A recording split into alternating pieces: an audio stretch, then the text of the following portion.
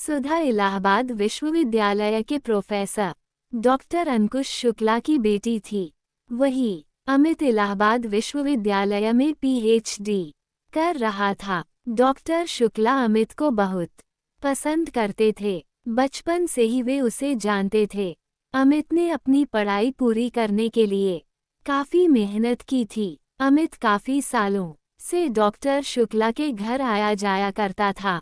इसी दौरान सुधा और अमित गहरे दोस्त बन गए। सुधा बिना एक शब्द भी कहे बिना अमित के मन को पढ़ लेती थी। बचपन की हंसी, किताबों पर बहस, चाय की प्याली में बूंदें और शाम की पीली रोशनी में दोनों की खामोशियां, सब कुछ जैसे एक दूसरे के बिना अधूरा था। अमित हमेशा सुधा की पढ़ाई में मदद किया करता था। उसे कहीं बाहर जाना हो तो वो भी अमित की ही जिम्मेदारी थी। ऐसे में कभी दोनों के रिश्ते को लेकर डॉक्टर शुक्ला के मन में कोई विचार नहीं आया था। सुधा और अमित भी मन ही मन एक दूसरे से प्रेम तो करते थे, लेकिन कभी उन्होंने इस बात को स्वीकारा नहीं था। अमित को पता था कि वह एक गरीब ब्राह्मण है, जबकि सुधा एक सम्मानित परिवार की इकलौती संतान है। वह डॉक्टर शुक्ल की बेटी है, जिन्होंने उसे बेटा मानकर पाला है। शायद यही वो रिश्ते की गरिमा थी जो अमित को सुधा अपने करीब लाने से रोकती थी। लेकिन जब एक दिन सुधा के लिए रिश्ता आया तो अमित अंदर तक टूट गया। ये पहली बार था जब सुधा ने अमित से अपने प्यार का इजहार किया हो। सुधा ने अमित से कहा, बाबूजी ने मेरा रिश्ता तय कर दिया है।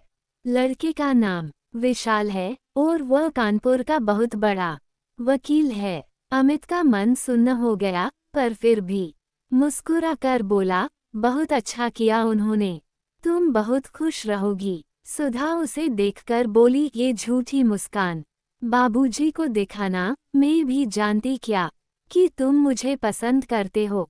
मैं तुम्हारे बिना नहीं रह सकती हूँ। तुम बाबूजी से जाकर बात क्यों नहीं करते? अगर तुम बात नहीं कर पा रहे हो तो मैं उनसे बात करती हूँ। वो अपनी इकलौती लड़की की बात जरूर सुनेंगे।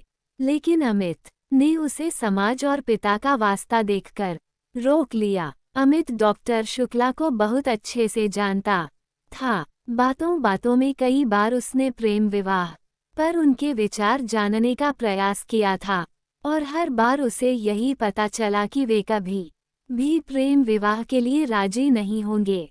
अमित सुधा की आत्मा से प्रेम करता था और वो कभी नहीं चाहता था कि उसकी वजह से सुधा और डॉक्टर शुक्ला के बीच दरार आए। यही वो मोड़ था जहां इस कहानी ने एक ऐसा दर्द दिया जो जिंदगी भर के लिए उनके दिलों में रह गया। आखिरकार सुधा का विवाह तय हो गया।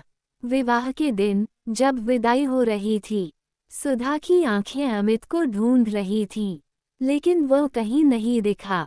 वो जानती थी अमित की अनुपस्थिति ही उसका सबसे बड़ा विदाई उपहार थी।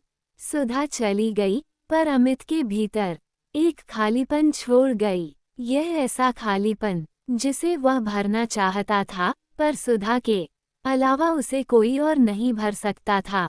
वह आत्मविहीन हो गया। अमित अब डॉक्टर शुक्ला के यही रहने लगा था। सुधा और अमित के अलावा उनका कोई और था भी नहीं।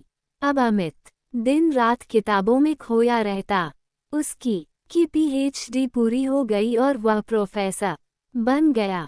दिन भर वह कॉलेज में लेक्चर अटेंड करता और उसकी रातें तन्हाइयों में कटती। समय बीतता गया। सुधा ने अमित को कई पत्र भेजे, लेकिन उसने एक भी पत्र का जवाब नहीं दिया।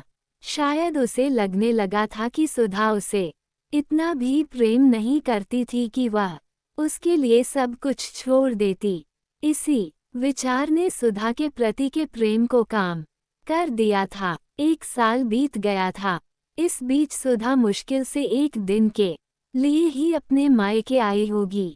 लेकिन एक दिन अमित किसी मीटिंग से लौट रहा था, तभी उसके सामने से एक कार गुजरी और उसमें बैठी आंखें उसी की तरफ देख रही थीं। कार शुक्ला भवन में आकर रुकी। कार में सुधा थी। अमित ने 1 साल बाद सुधा को देखा था।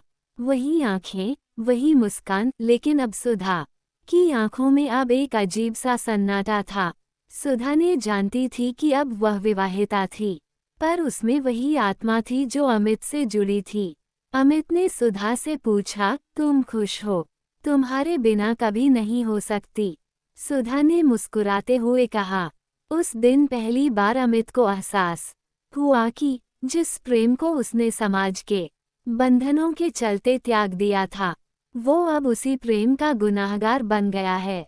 डॉक्टर शुक्ला के बारे में सोचते सोचते उसने सुधा के साथ कितना बड़ा अन्याय कर दिया था। अमित ये सब सोच ही रहा था कि सुधा उठी, बोली, अमित तुम चिंता मत करो, मुझे अब कुछ नहीं कहना है। अब मैं जानती हूँ तुमने मुझसे कितना प्रेम किया। हमारा प्रेम शरीर का दिखावा नहीं, बल्कि मन से मन का मिलन था। लेकिन बस मेरे एक सवाल का जवाब दे दो, क्या तुमने एक बार भी चाहा था मेरे साथ जीवन बिताना? सुधा के इस सवाल पर अमित चुप रहा। उसकी जुबान पर शब्द नहीं थे, पर आंखों में जवाब था। अमित हमें जवाब देना चाहता था, पर वह नहीं दे पाया, क्योंकि उसे पता था कि यह सुधा अब पहले वाली सुध नहीं है। अब उसकी शादी हो चुकी है और वह किसी और की अमानत है। सुधा घर के अंदर चली गई, पर अमित वहीं बैठा रहा, एक मुस्कान के साथ, क्योंकि अब वह जान चुका था कि प्रेम की पूर्णता साथ रहने में नहीं होती, बल्कि उस आत्मिक जुड़ाव में होती है जो समय, दूरी और समाज से परे होता है। उनकी प्रेम कहानी सैड लव स्टोरी की एक मिसाल बन गई, एक अधूरी लेकिन अमर मोहब्बत। अगले जन्म में मिलने की कस्में ही उनका आखिरी वादा बनी। दोस्तों, और नई कहानी सुनने के लिए मेरे चैनल को सब्सक्राइब, लाइक, कमेंट और शेयर करें। धन्यवाद।